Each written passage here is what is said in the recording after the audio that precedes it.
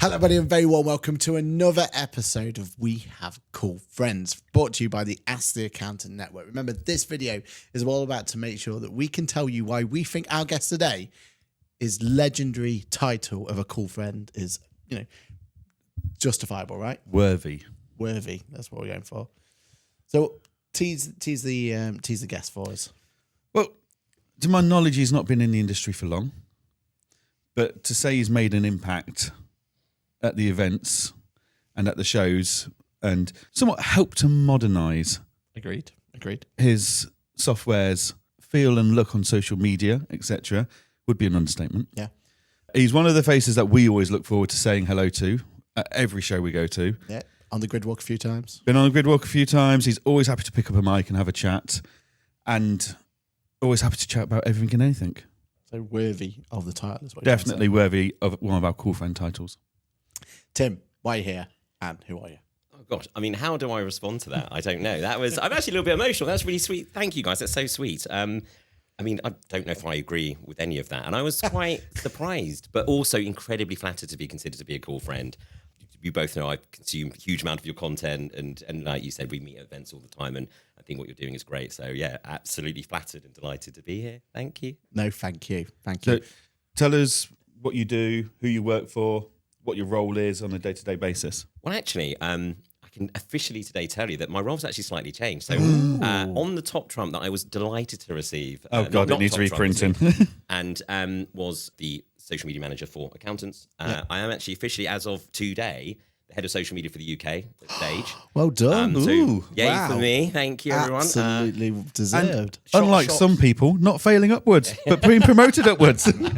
Yeah, so I think this is me finally hitting my level of incompetence, right? This is when we find the wheels come off. But so that's true. So I work at Sage. I'm officially now the head of social media for the UK. Amazing. And absolutely delighted. 4 years I've been at Sage, and we are delighted for you. Thank That you. is fantastic. And just so producer Lizzie's got more work to do, can you put in some clapping just around about now? Yeah. Cheer. Maybe confetti. Confetti, balloon drop. Yeah. Well, we're gonna- Cool. Well, in the next hour, we're going to see how quickly we can get you sacked from that role. I'm sweating because it's it literally just happened. We'll be The last nice. thing I do, It'll be fine. Absolutely. Well, I think before we get into that, I think we need to go and start at the beginning. Like, how did you get to this position? Talk us through your career. Talk us about how you got there. We want to know about you. You're the cool friend. Let us know the history of you. Gosh, go back to the dim and distant past. But yeah, I'd finished university, and I'm going to say I wasn't someone who had a plan of I want to do this next. This is the industry I want to go into. This was my path. I'd studied psychology and sociology. I'd enjoyed it terribly, but there weren't the things that my peers were going on to wasn't something that I was particularly enamored with. There were different reasons for that. You don't have to unpack all of that. Let's not go to save something for therapy. But I think it was actually I was lucky enough to get a job near where I was living. It was a really good sort of role, and I was running a team all of a sudden. And I was like, okay, I think I'm going to be an amazing people manager. And then you find out that managing people is actually really difficult, and actually maybe you haven't got that skill set. So you want to keep learning. And an opportunity came up to join a new sort of, the company had been acquired and rebranded. They said, well, we need someone to come in and do the social media. And I could be honest with you, I was friendly with the marketing team. I wasn't in a marketing role. I was sort of in an adjacent sort of role.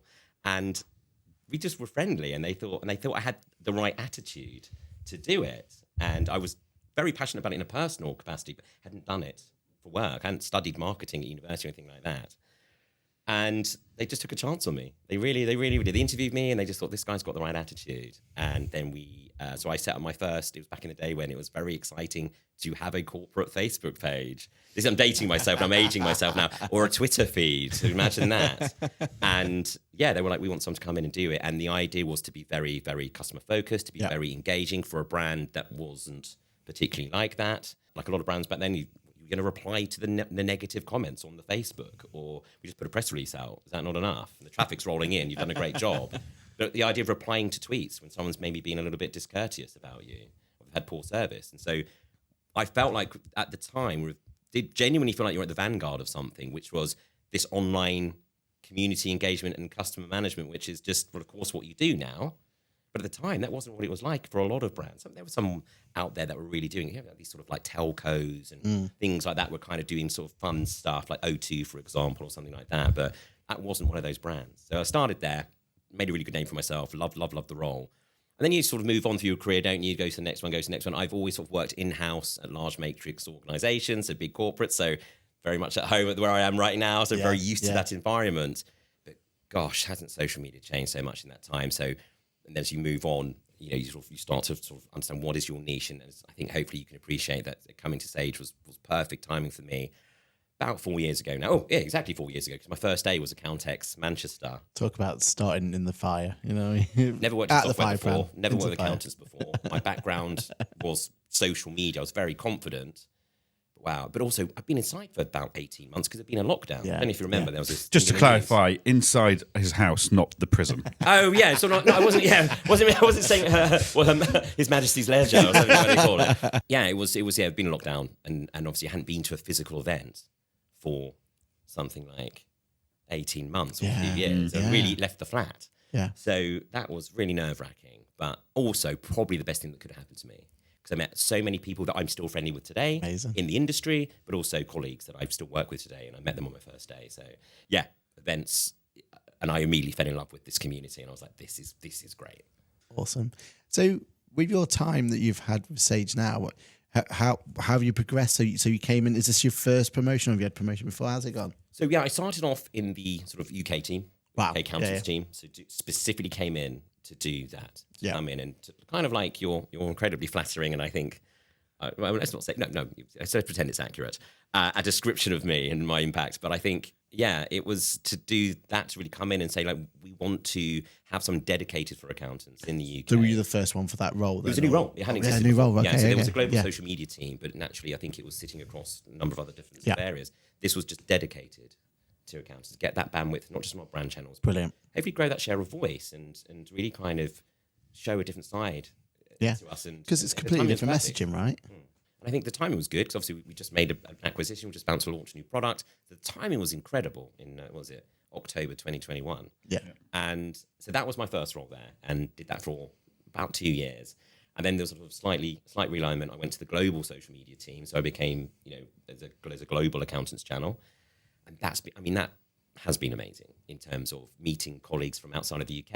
I've been lucky enough to go to Vegas, Atlanta, Chicago, Texas, trips that you sort of think this is incredible. Yeah. And you get to go and do these events there and do online content creation with amazing people.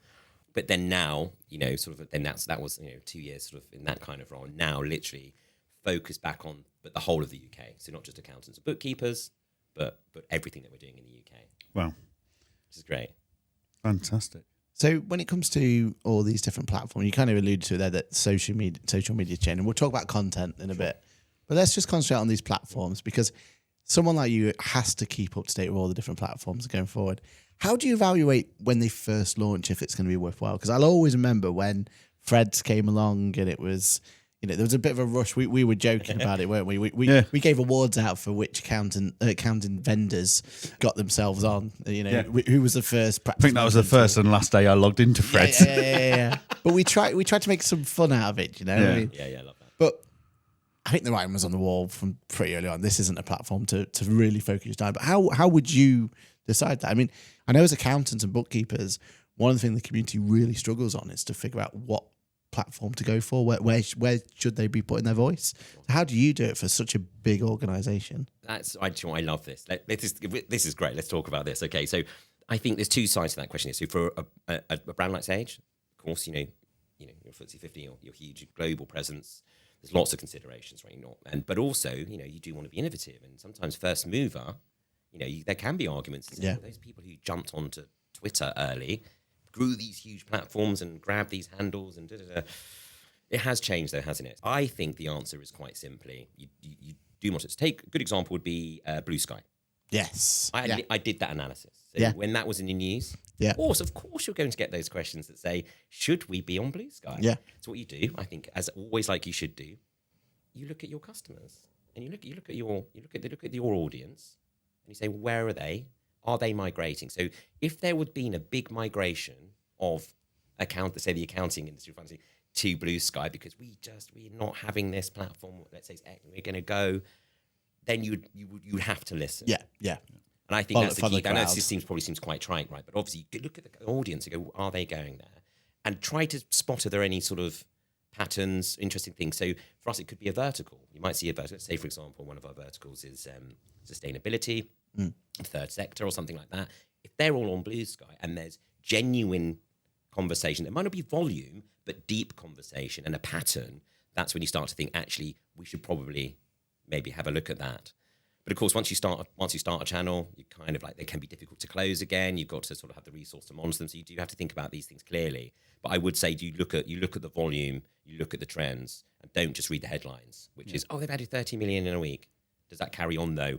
Does that drop off? And what does that look like versus what we're doing already? Because you go, well, there's billions of people over here, millions of people, billions of interactions, when there's actually it's very minute here. So that's what we do. Yeah, yeah. It's like us though, isn't it? We were just saying over lunch earlier, like, it really upsets me that Ask the Accountant has more followers on Instagram and on TikTok than we do on YouTube, because YouTube's our preferred platform. But I don't want to turn around and say to someone, I'm a TikToker. Well, I'm an Instagrammer. Yeah. Because that's where our audience are. We're quite happy with YouTubers, being YouTubers. But actually, when you look at where our audience is, upsettingly, it's not on YouTube. Yeah. Do you know what's interesting? I think that's a really good one, because sometimes you have to take yourself away from it. Think, is this for me? Like, is this content for me? Yeah. It's not, is it? It's where are your audience? It's for the end user. But I absolutely get what you're saying. There's certain platforms that I love that I wouldn't want to move away from, but you stop posting there because if the audience isn't there, you're kind of doing it for yourself. So I love that. That's so funny. But I think, that's exactly it. Like, that's where your followers are. So then you think, well, when we're creating content, how are we going to shoot it for that platform? Because they are, YouTube Shorts, stuff like that, but they're fundamentally different, right? Yeah. But you can satisfy both of those as long as you've got the time and the capacity. But if you were ever at a point going like, we've got to have to go all in on TikTok. Sorry, hon, you're going to be a TikToker. It's happening. I quit. Basically, about making dance. That's what we're going to figure it out. Yeah. I quit. I'm not doing it. But also, what type of content is on there? Because you're right. Back in the day when TikTok was considered to be just dancing and jumping on things, is that the right fit for? But there are companies doing it, jumping on trends every 5 minutes, and that can work for them. Yep. Will it work for you? Is that what people want from you? And I think if you remember that you're in service of your audience, we're here to provide solutions and support for incredibly busy people. Yeah. What we're saying time back, automation. Because if all our insight tells us that our audience have never been busier, but there's never been more tools to choose from, there's never been more attention being grabbed. Or more channels of information coming towards you. Right? For all of us, but in particular, if we think about, say, business owners, then you have to sort of think, right, well, what's the best way to get that help, that support, that information to them? And it could be a long-form educational, inspirational YouTube video, or it could be a more bite-sized kind of interesting. And it could be, maybe a fun trend that hooked them in, but they got the answer that they needed. 100%. With the content strategy you putting together now, has it changed even in the the time, the 4 years you've had? Have you had to adapt, and what's been the driver for the adaptation? I mean, it's changed. Like, it's had to change a lot. And you think about how much the world's changed, how much the media's changed. It's changing all the time, right? I know that's sort of a bit of a cliche, but it really, really is. And at pace, has it ever changed quicker than this? Like, things are popping off all the time. Yeah, so it's had to change a lot. You have to look at it and think. So when I came in, I'm trying to remember now, actually. But yeah, you think about sort of old brand world, the way you used to engage with your audience, and say like managing a Facebook page or LinkedIn brand page and that kind of thing. And actually, this comes up all the time. Should we have a brand page for insert vertical product region here? And this is, by the way, in my career, these are always waxed and waned. You can have loads. We'll have a page for everything, or we won't. Actually, we'll have one, but we'll try and sort out what message goes where. I think, there's not a right or wrong answer to that, by the way. I don't think. I think it's really up to you what suits you for your business, because you'll find some brands will have, Coca-Cola and Nike have probably got more social media presence than you can probably, you could probably count in a day. Whereas like we want to maybe try and keep ours a little bit more lean and deliver our message through other means. But I think it's changed so much. Brands are living in the age of brain rot, aren't they? Was that the word of the year last year, brain rot? Yeah. That's something that's happening. How do you show up in that? It's not the same way that you did 2 years ago, let alone 3 or 4 years ago. So how do we take that congested feeds, algorithms driving what you're seeing all the time, these interest graphs that are letting you know, well, you watch that video for 5 seconds, or you want to see a million more of those videos, maybe not. And how do you show up in there? It's this mosaic of content. And you think about if you go on YouTube, if you go on TikTok, think about your For You page. How many different messages are you seeing in that page? Chronological feed storytelling's gone. Go from one video to the next. They're completely different messages from completely different sources. So how do brands show up in there? How do we show up in there in the right way? I'm not saying I've got the answers to that, but that's what I'm looking at right now. So choosing the platform's a nightmare, and keeping up to date with its current features is a pain in the backside. So why would I want to do it? What about algorithm changes, right? So if we look at LinkedIn, I think, I don't know, 3-6 months ago, something changed in the algorithm at LinkedIn, right? Because a year ago, I put a post up about socks and I get 45,000 views. Now, I'm lucky to get 2,500 views on a good day. But I'd still have the same amount of reactions and comments as a year ago would have got different. But then, every time I go into my LinkedIn, I'm seeing things for 2-3 weeks ago. Yeah. And it's like, hang on a minute, how am I posting about events and stuff here? Like, turning up to webinars. How can I advertise a webinar on a platform like that? Yeah. How do you keep up with those changes? Like, have you got an inside man at LinkedIn and Facebook to tell you, or are you guys discovering at the same time as us and you just have to be super reactive? This is a conversation as a social media person, have these conversations all the time, internally, externally, and there will be people who will talk to you about algorithms, right? Okay. And I'm very cautious about that myself, because one, as famously from my not top trump, I can't count, so computer code and maths is not my thing. So I don't understand the algorithms. However, I'm so passionate about what I do. I'm so interested to learn all the time. So I read everything. And some things you have to take with a pinch of salt. Yeah. And sometimes people send me a report, these people, they published how the LinkedIn algorithm works. Wait, they're not from LinkedIn. No, they're guessing. Don't know. They might have tested it with thousands of people of this set community. They might have had some really good rigor to their methodology, but they actually don't know how the algorithm works. Unless it's like when Adam Mazzari or Musk or someone decides to actually either publish the code or talk to you about here's what we're doing. Because they do that now because they want your content to be successful. They'll tell you, don't use hashtags anymore. Okay, great, now we know that.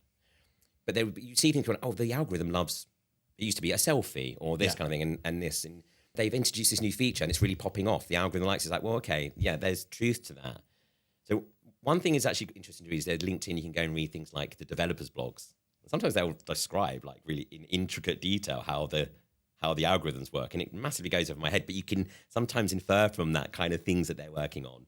And yes, the other thing as well is like having an account manager at LinkedIn that you can go and ask questions, and they can tell you what they can tell you, and they're not going to give you details of the code, but they might say, listening to the analytics is the other thing as well. So you've just touched on it there. You've noticed, for whatever reason, feet are so last year. But why did that pop off? And there can be a million different things though as well. There's so many different things that make, sometimes I don't think it's luck, but timing is everything, right? So how do you now get the right message to the right person on the right channel at the right time? Yeah. And you can either go, we'll just throw everything at the thing and see what sticks, which is an approach, but also what we are told is, if you look this up, like the algorithms or the networks, they don't reward that. They reward quality content because they're actively trying to stop bots and spam and things like that. So more frequent posting, just throwing stuff out there, will not work as a long-term strategy. It might help you in the short term. So you have to think about quality, don't you? And I think it is a little bit. It is consistency and persistency and really paying attention to the data. This is what you'll be doing this, right? You'll be looking, going, okay, we have a consistent output, and we're keeping a look at what worked and what didn't, which guests did really, really well, which ones maybe, no one tuned in for, I don't know. But, and then, you know what? It's normally the big names that they don't tune in for, actually. I've heard from them before. Yeah. This guy. So you get me. So he's looking at that data and trying to read as much as you can, speak to people if you've got to connect and sharing information, but just talking about this like that and sort of saying, do you know what? Yeah. That static image or whatever it was, that topic doesn't work. But you're right. I get it. I'm getting it too this week, like 2 weeks old. Sometimes, is it because I'm looking at it at the weekend? And you don't know. You have to work this stuff out. Yeah. And challenge your perception. Well, don't keep doing what's always worked before. Do challenge it and go like, okay, best time of the week to post is, for businesses is, middle of the week in the afternoon. Don't do Monday, don't do Friday, don't do Saturday. Well, maybe you should, because actually try it. Because no one else is doing it then. Right. Well, that's the other side of it, because it's quieter. There's less in feed. So you've got to keep trying, because they change the algorithms all the time. Yeah. And so what's working today might not work tomorrow. So you just got to keep an eye on it.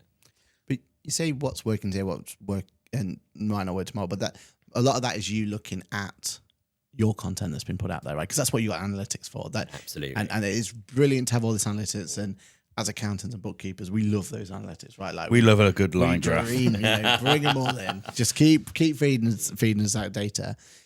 But surely the other part of your job is also looking at what other people are putting out to see what's popping off and what's not. Do you have like a whole different, or do you feel like you've got a whole different perspective on social media than probably your average person does? Because if it's anything like me, if we watch another podcast, for example, it's how did they get that camera angle? Are they doing?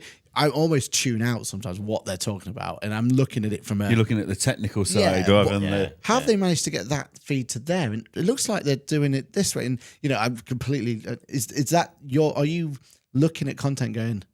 So this is done well. Now, how do we replicate it, or at least how do we figure it out? Have you got that? Do you feel like you can't consume social media in the same way as us? Is it not as casual as it used to be? Yeah. Do you doom scroll like the rest of us? Is that a thing?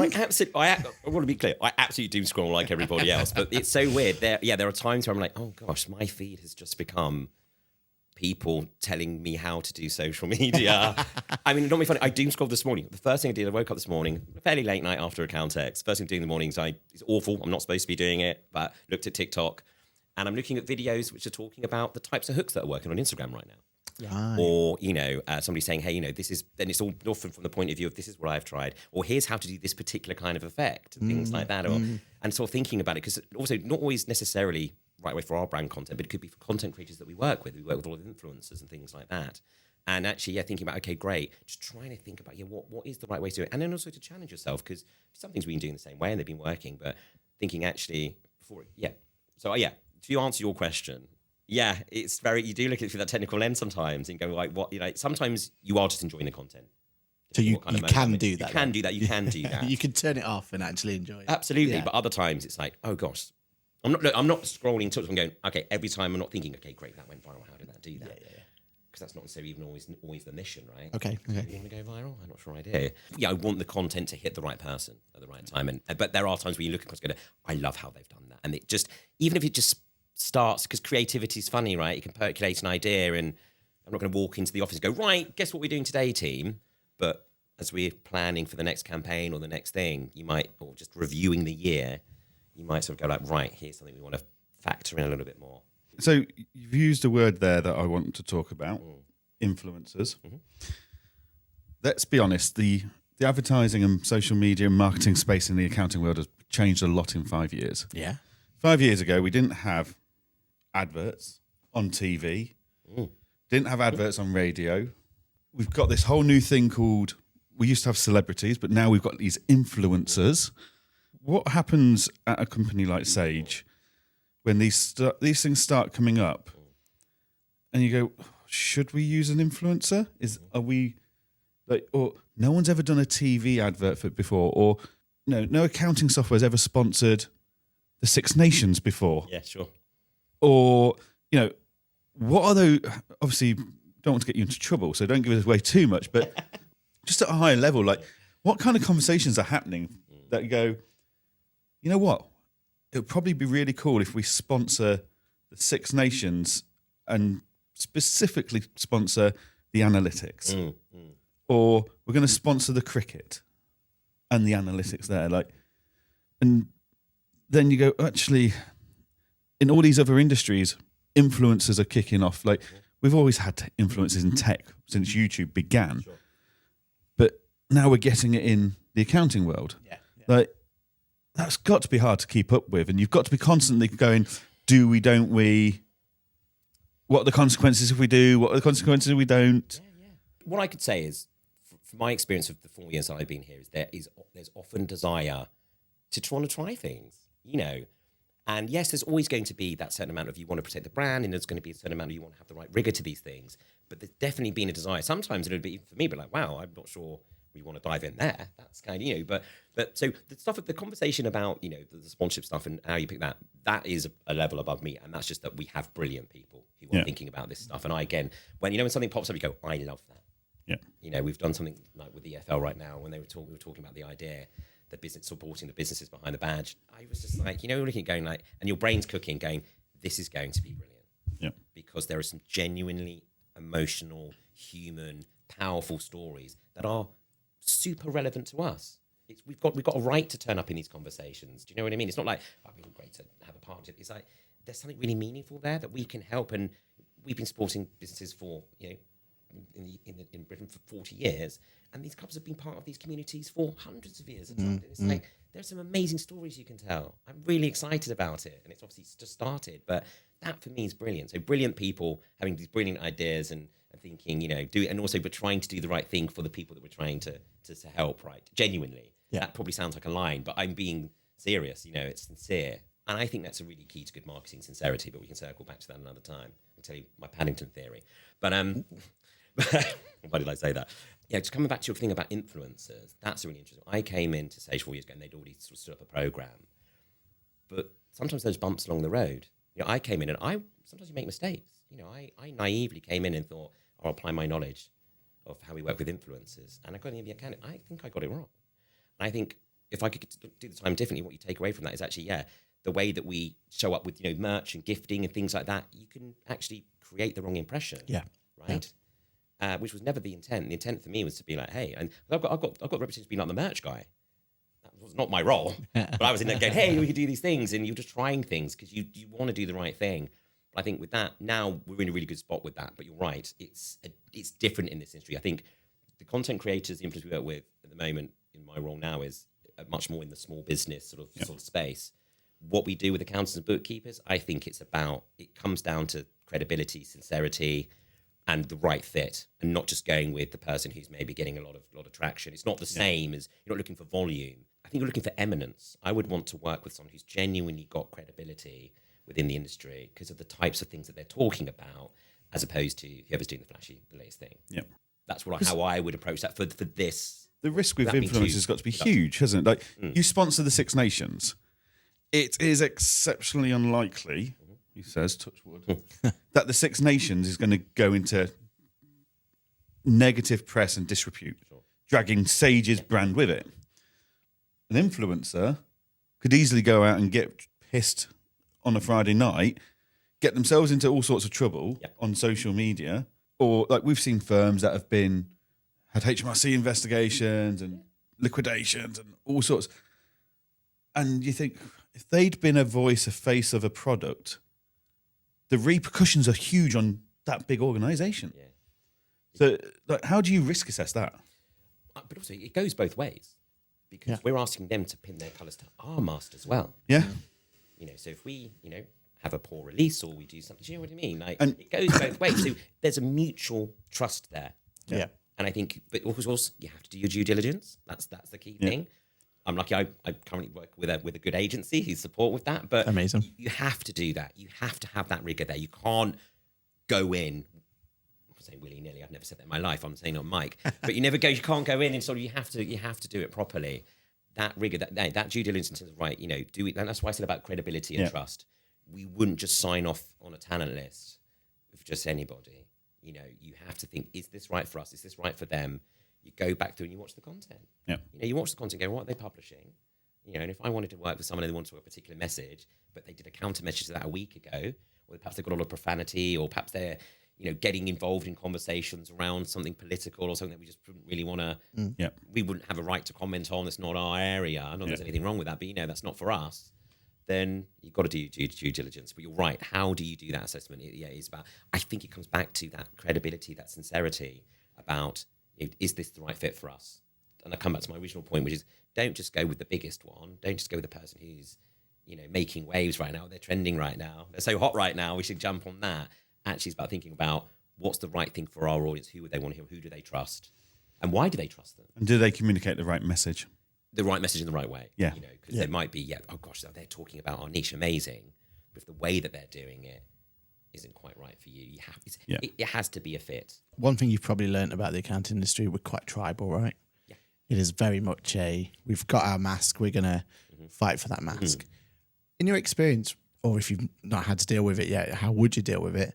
What if you did have a, quote unquote influencer that was on one side, started to come over to your side? Is that, do you put your arms open and try and, throw as much as you can at them to really get them over? Or is it a bit of well, maybe they'll go back? How do you see it? Or is it that they were almost tarnished because they were known as that other, the other mask, and that's what they were known for? Aaron would like to know if you can change his green to a slightly darker green. Colour green, yeah. That was not what I was going. But imagine someone like myself pockets aren't did. that deep. But imagine someone like myself did, because I feel like someone like myself, I've put my mask there. Like, I don't feel like it wouldn't be fair on either party, right? To put that investment in. And how would you deal with something like that? Okay, it's a hypothetical there. I'll come back to I'll answer the hypothetical second, because I want to imagine this scenario. But I think initially, yeah, you're right. That's such an interesting question, because you're right.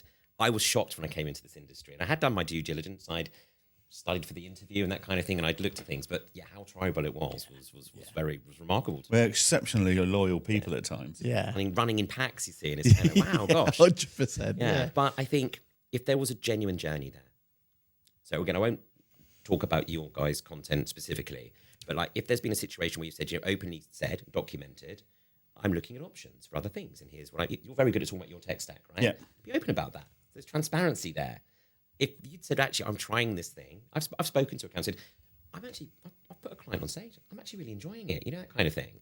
And if there's a sincerity there and that's open about that, and if their niches, if it's always been, I am this, I would never touch that, there would need to be some kind of moment go, I can't believe I'm saying this. We need to tell the story. That story needs to be, and I would always almost want it to be out in the world already prior to, because if someone came to me and said, it's not going to take much if you just, like, I'll jump over to you. No way. Absolutely no way. Of course not. Yeah. But if there was a thing of like, I'm actually, there's say MTD's coming, all of my clients are going to go on that, because I think that is actually the one for me.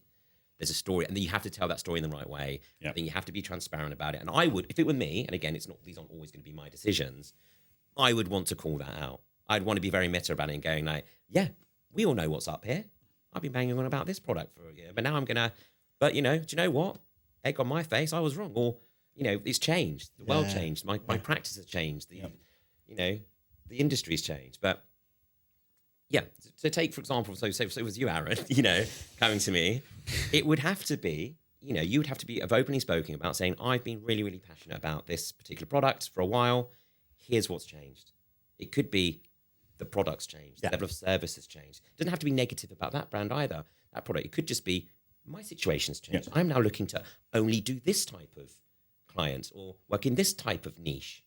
And it might be that, and this is the right fit for me. And if you're somebody who's always advocated, because you talk to like, actually, it's horses for courses, the right software for the right client. It's not necessarily, but if you were someone who said, I am only this for the last 30 years, and went, well, now I'm actually going to do this, and also #ad, well, that's not really going to land, is it? Let's be honest. We probably wouldn't do it.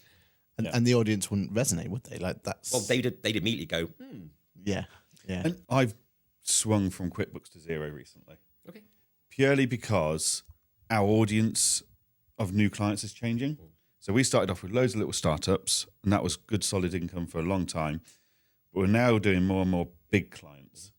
So we were already looking at options as to whether QuickBooks was the right tool for us, or for our clients, more importantly. So we're looking at 1 to 5 million turnover. Like, they're doing it through acquisition, and we were already looking. And then QuickBooks made some changes to their subscription packages and what you do and don't get, and restrictions, which kind of sealed the deal for us. And that's almost why I tell the story about I tell the story on all of our podcasts when we're talking about it, because it's very genuine and true. But I also try and that's why I do my tech stack things, because I want to show the evolution of it, because it does keep changing. I'm not fixed in stone. And so we have our workflows. Naturally, it's an engager. But we have our workflows, right? We are on version 29 of our accounts workflow at the moment. We're on version 35 of our onboarding because tools have changed, processes have changed, new features turned off, whatever it is, it's constantly evolving. But then you do look at these people, don't you, that they were Die Hard 1 and overnight they're Die Hard the other. And you kind of go, that's the challenge. That's the challenge, isn't it? Yeah. Is that what happened? Yeah. Did one just say, I'm not paying sponsorship anymore? And the other one go, okay, we'll pick it up then. Yeah. And then you can't trust, you lose the trust in that person. This is why I wish I need Chris in my ear, because he would have had a really pithy comment for why you should have looked at Sage. But you know what, though? I said this to Aaron last night. He's got all the lines, you know. Like, the reason I didn't look at Sage was because I don't have any clients on Sage at the moment. We had clients on Xero. My whole team knows Xero. Sure. Most of my team prefer Xero over QuickBooks themselves, and they were only doing what they were told when I told them to use QuickBooks. And if I mentioned Sage to them, most of them will be thinking of Sage 10 years ago. Yeah. And actually, that, as Aaron said to me this morning about that, Johann, that's your job to change that culture. Yeah. It's your job to open their eyes to what could be done in Sage. Yeah. Because what you guys are offering as of yesterday with MTD, it's AI agent, that's a game changer. That's a real eye-opener moment for me to go, okay. That's absolutely fascinating. And I think I have to say, you know, I have to say this on mic. Lots of people love to have a conversation with you, sir. But in all seriousness, I think that's probably part of what my gig is now, which is to say, actually, how do we, with moments like that yesterday, how do you coalesce around a moment like that? And then actually, great, so good announcement, great PR, you know, great advertising. You've seen the digital out of home, literally everywhere. Brilliant. If you caught an Uber? Get an Uber. How good is that placement? I mean, I was like, this is must. You're literally outside the. You cannot deny. No one delivers a campaign like Sage. Yeah. Like it's just on all the car parking payment terminals. It's there. It was everywhere. Yeah. But I think, but the point is, there has to be something behind that. So good, an interesting, exciting thing to talk about, something that's important. Yeah. But then, of course, how do those conversations happen in terms of, from your point of view? How do you say, actually, we should be looking at this? You've talked about, you know, in your practice and your sort of thought process behind that. So I think that's part of it, isn't it? To say, actually, well, how would someone like I surface up that type of content in a way that people go, oh, you know, that's not a brand I'm interested in. I'll keep scrolling, or, you know, what's that? You know, sometimes you've got 3 seconds, 5 words. And I think for me, it's kind of what you touched on, that it is about that consistency.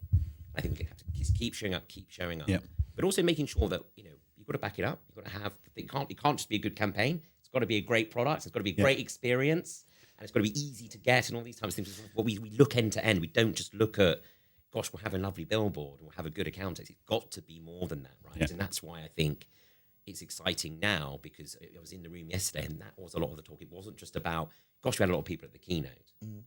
So, okay, well, what are the conversations happening on the stand? You know, what are we doing with all of this momentum and this buzz? And I think, without talking about Sage specifically, there will be a lot of brands who probably have had those moments. You feel like you're at the cusp of something, but you've got to execution beats the strategy, right? That's a cliche, but you have to execute on these things. It has to be meaningful, and I think that's why this is exciting, because when you hear my colleagues talk about things, you go like, wow, this feels like something quite not just a cool moment, like we talked about last year. Was it last year now, the announcements of all the AIs? I know you transfer it. The quickest one, I was at Transform in Vegas, and then, you know, there's another video coming out saying, hey, we've got one too, and things like that. That felt like, okay, the start, so this feels like something else. And I think knowing what's going into that and the thought behind it is fascinating to me. But that's interesting. But so from my point of view, how do you shop? And that's why I think these events are important. Conversations like this are important, but conversations in the room, and I think it comes down to just being genuine, wanting to show up for this community. And at the right when when that conversation is the right time to have that, or there's a new change or a new product, great. You're there to sort of do it, rather than we closed off to that because we're anti-Sage. 10 years, 10 years, like you said. Exactly. So I've got one more question on this. Go for it. Obviously, you guys have just ploughed a lot of money into plastering Manchester with Sage again, branding. outside the hotel. It's literally outside the hotel. 195 days till MTD. I'll just open a window. I can see it. I'm never going to forget that. I checked it to make sure it was right. I love that. Yeah. But obviously, product to come to you guys and say, right, we've got this update. This is what's coming up. not every single, like, products are going to be very excited about everything they do. Like, I know from my software background, products are always buzzing about everything they do. And rightly so. They put bloody good work into that. Yeah. But I also know from success and failure of reach and stuff that what sounds like it's going to be absolutely game changer of the world will fall absolutely flat, yet tweaking a tiny box in one of the fields everyone raves about. And you sit there and go, well, hang on a minute, how did that happen? Like, how do you guys as a marketing team go, this has got something, we need to be all over this, and we need a real big thing, and actually this isn't such, they're excited, and rightly so, they've done a great job, but it's not going to excite the users as much as they think it is. I mean, I shan't go into our full sort of go-to-market motion. No, but what I will tell you, there's a simple answer to that. Get yourself a Chris Downing. I'm being serious. Yeah, I'm being 100%. deadly serious. Chris is so good at because he's part of that world, right? And he is the chap who'll say, actually, this is why this is exciting. And there's a very big, exciting updates, but he's really, really good at that type of thing. He's got such a good read on that in terms of, this is brilliant. And it can be like, the smallest thing. and that's just because he's constantly talking to the community. Absolutely. He's constantly watching and listening. He's asking people, or people are telling him. Like sometimes it could be, we've made a minor, to your point, moved a box. Yeah. Or just removed one stage of a process that you go, well, they had to do that a number of times. And it was actually really irritating, automated something, whatever it is. And it could either be, because he's talking to people all the time, someone said, bloody love that. Yeah. Or it could be a LinkedIn post or something going like, love this small change. It's the small things. You're doing this, right? You get it, right? These small things you see, you listen to the community. Yeah. You listen to what they're saying. You feed off of that. And that's like the reactive stuff. But generally have someone there who's actually doing it and actually sort of using it and going, no, that seems from a release perspective, that might seem, but gosh, that's going to go down really well. And also to be that voice, of the accountant, of the bookkeeper, and genuinely be that voice. And sometimes tell people things they maybe don't want to hear, because to your point, of course we're excited. We've just developed this thing. Well, actually, that's not the time to talk about that, because people will be actually more interested in that. Yep. Or because it's a busy time of the year, or all those sorts of things that we know from a marketing point of view. Keeps you honest, keeps you really, really honest. Yeah. And I think, and sometimes it can be a conversation. It's like, well, here's why it's important for us to do that at that time, because this is happening, that's happening. There's a moment in time like a context. Can we align and coalesce around that moment? Does that really work? Is that the right thing to do? But yeah, get people like Chris. There's a number of people in the biz. Some of them will be less visible than he. Yep. That's what you need. You need those people and also you need to listen to your community, your base. You need to listen to them and say, what are we being told? Because we are being told. We're asking them all the time. Are we listening to what they're telling us? And you've got like I don't know what you call it, but like a Sage Accounting Council kind of. We call it the advisory board. The advisory board, yeah. So obviously they're feeding back into you guys constantly as well, which is great when you listen to that board that you've put in place. Yes. Nice. What a novelty. But I would say that, but my only counterpoint to that is there's not many Chris's in the world. There's not enough Chris's in the world. Yeah. God, I mean, gosh, how many digital deities does one need? Exactly. 2 this week. We'll spend time with Richard. With dance, Chris, with dance moves like Chris. I mean, yeah, again, like that's the magic. But you're right. It is something for rarity, and it is a gift, I think. But I think however you manifest that within your business, you could, it's like a Moneyball thing. Replace Chris in the aggregate. There'll be a number of people, but genuinely, I think yeah, love that. I think he is very, very unique, and it is a gift to us to have him. But that's the type of thing. He's not just one man. There are a number of voices, of course. I'm sort of He's just playful. He's just the face that we all see at an event. Yeah. But my point would be though that yes, definitely listen to the community, but sometimes the community they don't have a balanced opinion, right? And that's where you've got the view, right? Yeah, it has to be one of your data points, right? Yeah, you can't. You're not going to just hop on the community. And go, we're going to have to do that. But actually, I've seen you do this. Explain, and say that's where that is on the roadmap. That's why that's down there. That's why that's there. Yeah. If you can be transparent, as transparent as you can be. Yeah.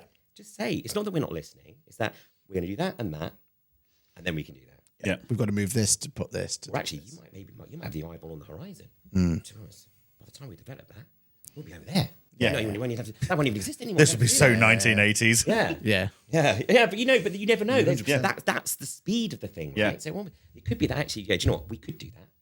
Yeah. And of course, X amount of development, do that, we'd invest it, and that'd be brilliant for 6 months. But I tell you what, in a year's time, you won't even be thinking about that because we're going to be over here. And I have to say, like Sage, I think they needed a second wind, but Sage, we all know and accept they didn't quite get cloud right in how important, how big it was going to be. But it's really clear they've learnt a lot of lessons from that, because the moment AI has come along, Sage has been a leader in the AI 100%. potential, not only just talking about it and marketing about it, but actually delivering value. Like when Chris told me yesterday about this new agent for MTD, I just went, bloody genius. You spend half your time going, how am I going to move my clients over? No, I'm sat there going, regardless of whether I'm moving or not, or if I'm even looking, but that's bloody genius. Someone or a team of people that have come up with that, it's like, that's incredible. And no one knew that was coming. No one was I don't imagine anyone said to you, could you build an MTD AI agent that will prep, review and file my MTD filings for me, please? Like, no one in the industry knew they needed that until yesterday. Very cool. And now it's, why doesn't my software do that? And now we're all like, excuse me, everyone, can you catch up? I think it's that thing of course, the agentic AI has been spoken about, and that's been trending. But I love what you said there, Richard, in terms of kind of what, because I feel like you validated this thing I said earlier on, which is you can't just do a campaign, you can't just do thought leadership, you can't just talk about it. You have to do something, but also do something that's relevant and helpful. And actually, this is kind of sort of, I guess I'm going to, I suppose, I don't want to sort of go back on what I said before, but it's, like you're saying, like actually not doing the thing that's being asked for. That's the other side, isn't it? So actually seeing where the industry's going. And I think that comes down to, do you understand your customers? Do you understand what their problems are? Or do you say that you do? Yeah. It's very easy when it's sort of Global Bookkeeping Week to stand there and say, bookkeepers are the heart of this community. You see vendors doing that, right? And then not mention the word bookkeeper for the rest of the year. Yeah, exactly. Yeah. Right? And I'm my mind, because obviously it's swaying me this week and going, ICB's coming up, it's an event that I love. Yeah. But that's easy to do then, right? But are you living and breathing that every single day? And then I've got colleagues of mine who've got sort of companionships with the ICB now because of that 20-year commitment to that sort of group. And so you have to do it over time, right? But I guess my point on that really was, I don't know why I used that as a particular example, I guess it was on my mind, but do you know what I mean? It's like you got to follow through. And actually, do you really understand them well enough to like, what's their day to day? Like, what are the things they're doing? And coming up with those ideas based in insight and based in fact, or there might not be the thing they're specifically asking for. That they might be asking for, can you do that thing? But actually, no, imagine if we were doing that thing. Yeah. Not even doing that thing anymore. So I think that's cool, right? Yeah, no, definitely. You mentioned something that resonated with me, was execution over strategy. And we've just been from Accountex Manchester. It's something we've been debating internally. I'm sure a lot of the accounting and bookkeeping community will do the same. They've got their own social media. But when it comes to content around an event like that, there's a bit of a debate going on. Is it, because we've been involved in social media takeovers and things like that, do we get the content out then so that we're serving the people and creating that FOMO? Or should we be spacing that content out? Because there's the argument, isn't there? Well, the people who probably want to consume that are at the event, enjoying the event. They probably don't have time to see that. And especially if it's a story or something that's a timed exclusive, it's going to be gone in 24 hours. So how do you figure, you've obviously got to figure out the strategy for it, and then you've got to execute. What's your thought process for something like that? Do you know what? It's so fun. I was literally thinking about this today. And prior. So previously, exactly the same. It would be, we're there, because you come from this mindset of, this is live. And there are certain channels that are really good for live. Yeah. So I'm going to do stories and I'm going to do tweets and things on X posts, I guess. Whatever those sort of fast kind of, you can do multiple updates in a short space of time. And you think, well, it's time to kind of go, we'll put something out on TikTok because, But to be honest with you, that's kind of, I think things are moving on a bit. So I'll be honest, there's been accounts I've gone to and you would have met me and my voice has gone. Yeah. And I'm like this. And I maybe had a late night as well, which isn't helping. But, it's that thing of like, I've probably, I mean, massively overdid it. And I've done that multiple times at events for Sage, both in the UK and abroad. We think, gosh, we really packed it in. We went out with a lot of content. And I think last year at Caltex London, I went in thinking, no, actually, I'm going to change my approach this time and test it to see, actually, is it better to your point, hit those key moments? So it could be, we're here. Yeah. There's certain posts that always do well for us. Go to Caltex London, if you have a big picture with a big, beautiful stand, the whole team, they're going, we're here. And because people at Sage want to see that, that's a lot of our followers. Your followers are your existing partners and your customers and your colleagues and things like that. But also then that creates that whole thing, and everyone's looking, because you've probably seen what's everyone else doing. You may or may not be there in the room. And maybe we obviously want to cover the keynote, let's say. But previously I'd be like doing stuff all day. I mean, I'm thinking back now going, we did like doing 20 videos a day. What was I thinking? Which is great for building content.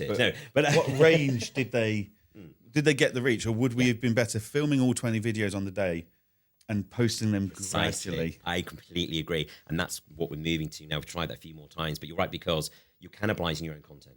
Yep. And you start to realize that you're doing that. So it's about, one, understanding how the channels work, understanding how people are going to consume it, and what do you want. So actually thinking, am I posting this for someone who's in the room? Come over to stand G7. Or am I posting it for someone out of the room who's not here, but might be like, gosh, this looks kind of cool. Maybe I'll rock up next time there's a chance. Or is it just a constant drumbeat of, we're present in the community, and that's just the narrative of, gosh, look at these business owners who are hanging with Sage, and they don't look like the sorts of people who might hang with Sage. You know, that kind of thing. That could be as simple as that. But focusing on some key moments of content at the right time. So that's what we did, like coalescing around a moment, like I said, something like the keynote or a good announcement.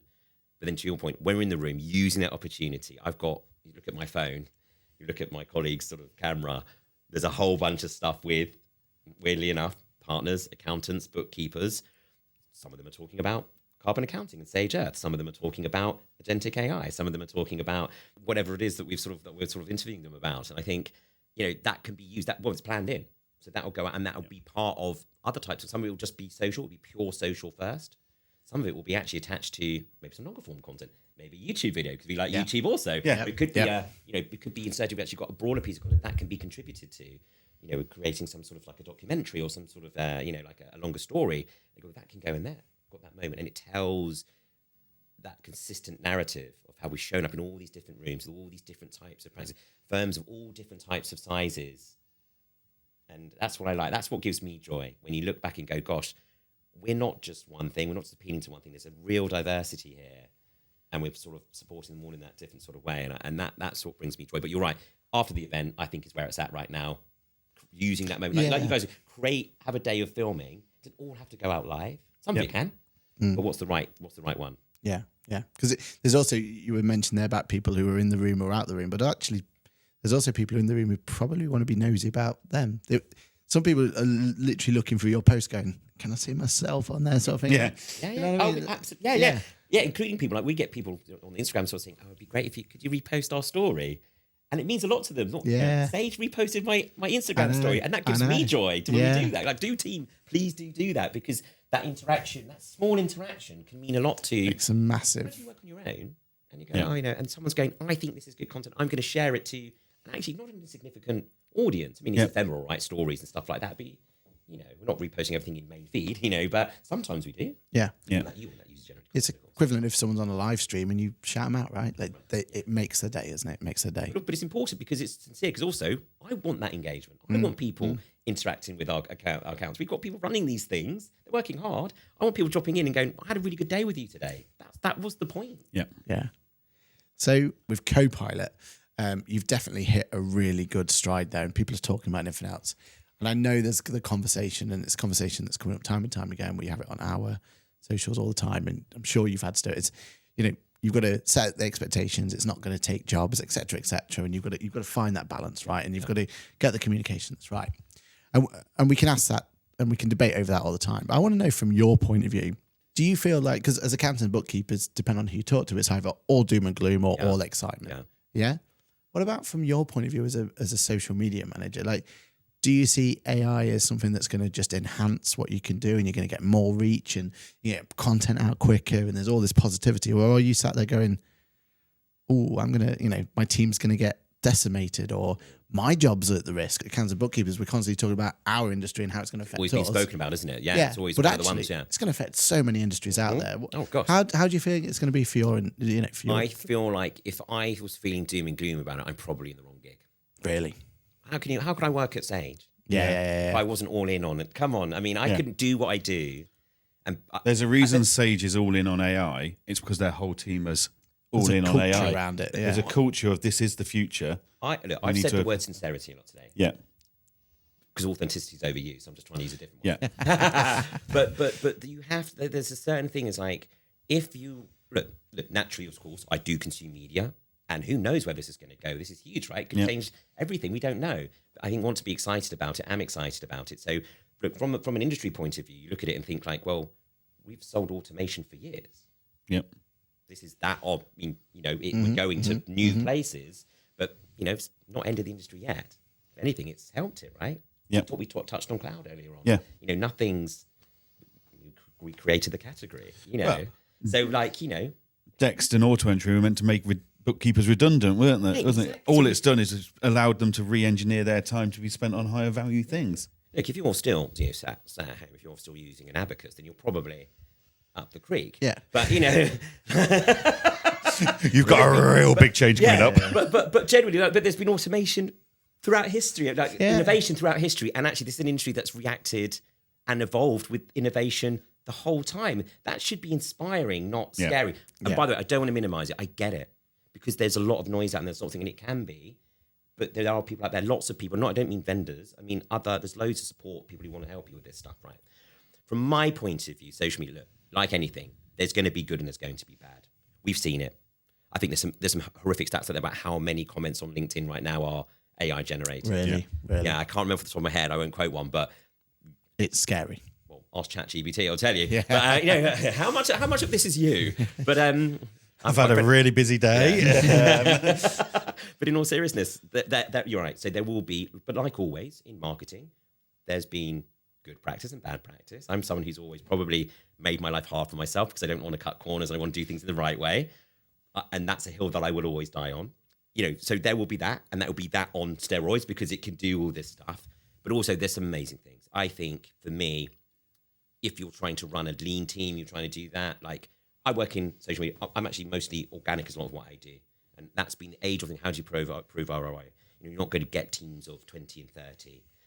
So it's always been necessary. I've been a one-man band at times. It's always been necessary to try and find these things. So this is magic. If I'd had something like a co-pilot, 10 years ago when I was 15 years ago when I was starting out, gosh, game changer. Yeah. But so I think you have to embrace it. I think there's some amazing things you can do. I think as long as it's done in the right way, applied in the right way, and done for the good of, this is going to improve the content. It's going to elevate the content. It's going to allow us to create more, better content rather than, great, I can just bang stuff out without thinking. Super easy. Don't even have to care about it because the care still needs to be there, but just automate certain parts of that. So I'm all in. I think it's going to be brilliant, and I think that I use it every day, and it's great. And I'll get better at it. My prompts are getting better, But I'm getting to the point where hopefully I don't have to prompt anymore. That'd be nice. It's getting there. Like it's all, you're working on these things and getting it to prompt itself. What I say to it now. My style. I'm quite chit-chatty, as you could probably imagine. And but I think from a social media perspective, I think as long as it's done in the right way, as long as we do it, I think, and just brace yourself for the fact that there will always be bad actors. There will be always people who's going to try and be on a bit of a grift. Say, this is going to hack the algorithm for you. It's going to do that, and you don't have to actually employ anyone to do that. That's not true. No. Or you could do it the right way, which is actually just use it to really elevate the craft and do things that just wouldn't have been possible otherwise. Yeah, 100%. Now, before we let you go, I've written down marmalade sandwiches because you mentioned about Paddington Theory. So we don't want to leave this hanging. We want to find out what this Paddington Theory and was it to do with marmalade sandwiches? Well, first of all, who doesn't love a good marmalade sandwich? If I had a hat on, there'd be one under that. But I think, so why is Paddington 2 genuinely one of the greatest films ever made? Okay. Have you seen it? Yeah. So Hugh Sullivan, is it? Yeah. He is a legend. Yeah. But you've seen Paddington 2. Yeah. I think it's an emotional tour de force, right? Why does that work? It's about a bear. He's just a nice bear. He's just a kind bear. The first one's good. The second one's great. What about the third? I haven't been able to bring myself to watch it because they changed directors, didn't they? And it's different. I am thinking the right one. Paddington in Peru. I haven't seen it yet. Yeah. It's on Netflix now and stuff now. I haven't watched it yet. I haven't watched Paddington, the third one. And my wife's got this new sat-nav thing on her app on her phone. And one of the things was that she used different characters to announce the instructions. And then obviously they put their own thing on it, and there was a Paddington Bear one. I learnt that day that he's from Peru. Peruvian bear. But I think there's something in that, and again, I've said sincerity loads yet, but there's something, if you think about how that film was executed, that should not work. It's a bear in a fictional London that doesn't exist, with characters that couldn't exist in real life, and yet there are real emotional stakes in that film. There are some moments in that film that pay off from the beginning, and they put it together because it's done with genuine love. It's done with genuine love for the character, for the story that they're trying to tell, the source material. You could talk about MCUs and DC universes and things like that. Is there real love for that source material? Is it just for fan service and we want to make another billion or whatever it is? That was something that was like, the first movie was great. The second movie, and I'm sorry I go on about it, but I love Paddington because I just love his whole ethos. I would love to be more like Paddington. I've got a book at home of thoughts from Paddington, how to Really? Yeah, it's beautiful. It's absolutely beautiful. It's gorgeous. But how to be, you can be kind in any interaction, right? You can be thoughtful in any interaction. And I think you can leave people, you know, even in tough situations, you can always be kind and thoughtful, even if you want to be innovative and direct and bold. It doesn't necessarily mean you have to, you know, sometimes you have to sort of push through things. But I think there's something beautiful about that storytelling. The thing about that film is, and there was a joke, I think it came up, it became a meme, didn't it, for a while, that everybody loves Paddington too. There's a reason for it, because it's actually a beautiful movie, and I think it's because it's done with the absolute sincerity from the people who wrote the script, the people performing in it. No one's there looking, winking at the camera, going, "Quid's in here." You know, like Hugh Grant's in there putting off a musical dance number at the end that is delivered with aplomb, but it shouldn't work, but it does because it's delivered and it's absolutely sincere in terms of we want to tell a story here. Yes, it's for kids, but it's for everybody. It's a beautiful story. From end to end, they deliver because it's about that sincerity. We touched on there, we were talking about, you know, you have to believe in the mission, you have to believe in what you're doing. And that's what creates great art. That's what can create a great brand. That's what can create great marketing, great social media, is I think if you're all in and you're all pulling in the same direction and going after a North Star that you genuinely believe in, I think that's where the magic happens. And I think, so my Paddington Theory is, why does that film work when it's just a kid's film about a bear in London? It's because it was delivered with absolute sincerity. They knew what they were doing there. They were trying to land that story, and they did. That's my theory on Paddington. I love that. I think that's a perfect place. And is there anything else? What a beautiful place to leave it. Yeah. Right. Paddington. The Paddington Theory. We all need to be a bit more Paddington in our lives. Theory, as I've written down. Or the Marmalade Theory. We've got a camera over there. Please, Tim, use this opportunity to plug away. Oh, I'm not so good at plugging. I guess all I would say is, you can follow Sage on socials. We're absolutely everywhere, as we've discussed. But I think my main thing is just, go online. Why don't you share something today that might help and educate another person, might help another person? Or if you're not comfortable being on camera or creating content, go and like a post, leave a comment, say thanks, well done, do something positive out in the world and write it yourself. You know, nothing wrong with AI, as we've discussed, but do write a comment to another human being, another business owner, and just tell them and share that, pay that kindness forward, and I think help make the world a slightly better place every interaction at a time. And that's why he's a cool friend. You've just completely and utterly He's justified. the Paddington Bear of friends. Yeah, you've justified your cool friend status. Anything you want to leave on, Johann? No, I think that's a very nice way to end this, which was also the last in the series of this series of Cool Friends. So what a brilliant way to bring. I mean, we've had some amazing interviews in this round. You know, from Ashley Leeds' background story as to where he's got to today with LinkedIn and why he does it, through to James's story about how he got into accounting, through to Tim and how he got into accounting, and he's making the world more Paddington Bear. I love it. Love it. Well, thank you so much for giving up your time, Tim. Thank you for coming along to tell the world why you are such a cool friend. And don't forget, if you want to get Tim's top trump card, get yourself over to the Ask the Accountant. And I believe some people signed. Did people come over and ask you to sign it yesterday? There is a signed version. I will sign cards. You absolutely nailed my stats, by the way, because perfection. You couldn't have got it again. Although I don't think my banter's that high, but I think I'm loud. I'm not sure I've got good banter, but anyway. I think you might be the only one we got it right then. Yeah. We've had some not so happy customers. But thank you so much for coming along. Thank you for having me. That's it. That is our episode of We Have Cool Friends by the Ask the Accountant Network. Don't forget, if you're liking this content, you're already in the right place. Make sure you like, subscribe, and all that sort of stuff. We've got plenty more content from this year's Accountex. We've got the Pit Stop podcast. We've got the Grid Walk, where we walked past the Sage stand as well. It was great to see. And we've got more content coming your way, haven't we? We've always got more content, including mainly the weekly live every Monday night. Monday morning. Thinking of a different live. 8:30 a.m. So thank you very much. Thank you, Tim, for coming along. Thank you. And we'll see you in the next video. Bye for now.